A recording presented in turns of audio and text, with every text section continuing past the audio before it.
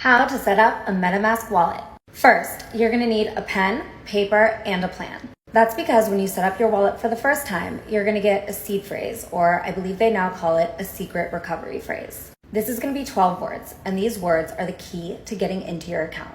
If you lose it, you won't be able to access your crypto. Additionally, if someone else finds it, they'll be able to access all of your crypto. Self-sovereignty may be a little bit extra work, but I promise it's worth it. Next, you're going to go to your browser and type in metamask.io.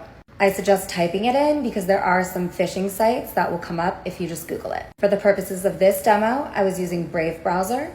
Do what works for you and hit download. It will bring you to the extension page and I clicked add to Brave. I've read these warnings. If you're new to crypto, it sounds a little bit confusing, but I do trust MetaMask, so I hit add extension. After you install, you should come to this page where it says get started. I tend to not agree to giving my data away when I get a choice, but do what you want. After making that decision, you'll be able to create a password, type it in, agree to the terms of service, and hit create. Now comes the super important part, the secret backup phrase. Once again, do not type this and store it on your computer. Do not take a picture and store it in your phone.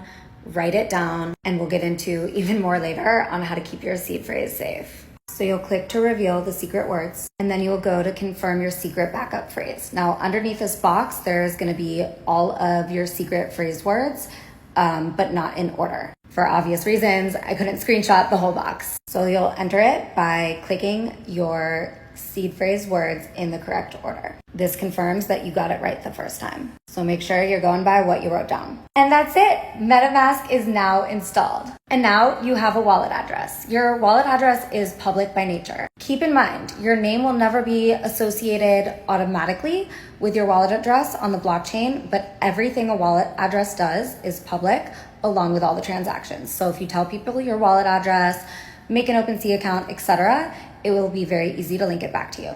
Under the account one, there's going to be a bunch of numbers. You can click that and copy it to your clipboard, and that is your wallet address, so it's easy to send without making mistakes. You can name your account. We can also do this with ENS domains, and we'll get into all of that later. But anyway, welcome to the world of decentralization.